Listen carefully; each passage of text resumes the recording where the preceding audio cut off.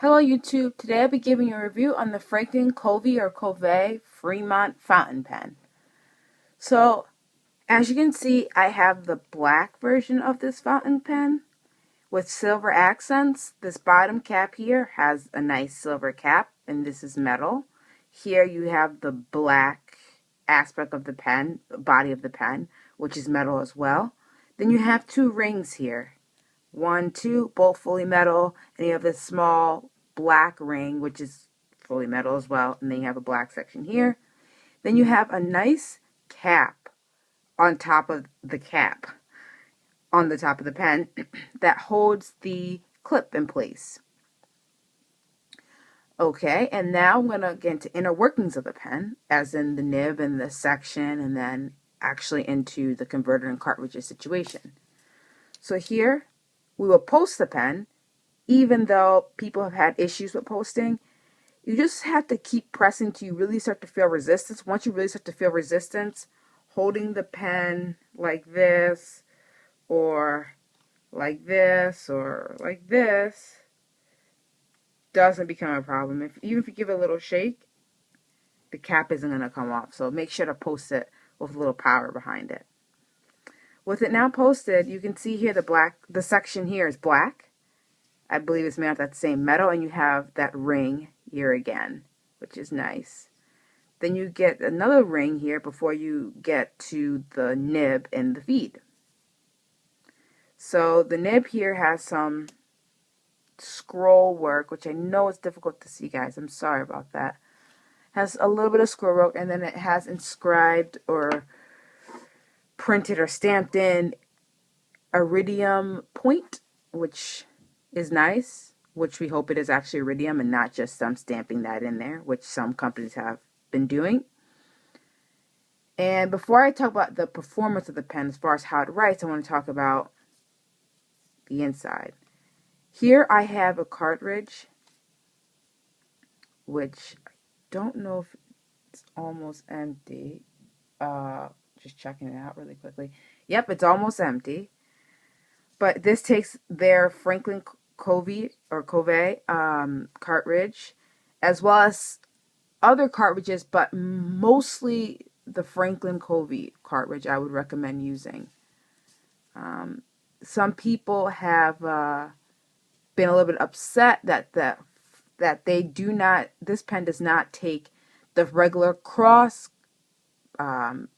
ink cartridges or converters. Since it's made by ATX Cross, I think that's where the discrepancy comes in. And you have to find converters that actually fit it. I found a few, and I'll provide some links in the description of places where you can find converters that will fit this pen. So now let's talk about probably the most important thing on the whole pen. This little point, aka the nib, capabilities and writing experience. So I want to say this is the Franklin Covey Freemont fountain pen, and this one happens to be the medium. And this pen's writing experience is okay. I had several of these, and I feel like it all varies on the writing experience. So, it's like the luck of the draw. This particular one was not a favorite of mine.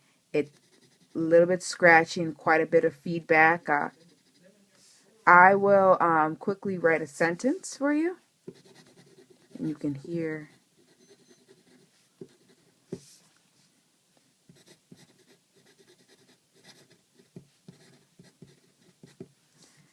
My name is Candy215. It's just, if you hear, it's just a little bit scratchy for me. The very first one I had was, butter smooth. I mean, the thing glided across the paper like it was a godsend. But then I had a little issue with that pen. I had to return it. And ever since then, it's just been a downhill progression of pens that I've received that their nibs were just really not up to par. So I will say this for you to take this with a grain of salt, but try to get a nib that inside of the back of the nib is that little opening here. If you can see that, a little opening there. And in there's a letter. In this one, it says I. Interesting enough, the very first one of these pens I had, Fremont's, it said B. Typically, I would just automatically assume this equals bold. But it wrote like a medium. So I was kind of confused on what that B meant. And after a while, when I got the other pens, they had different letters from like J to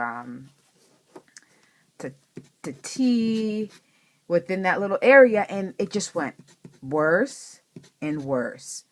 And frankly, I feel like this B here meant a B in the grade of nib.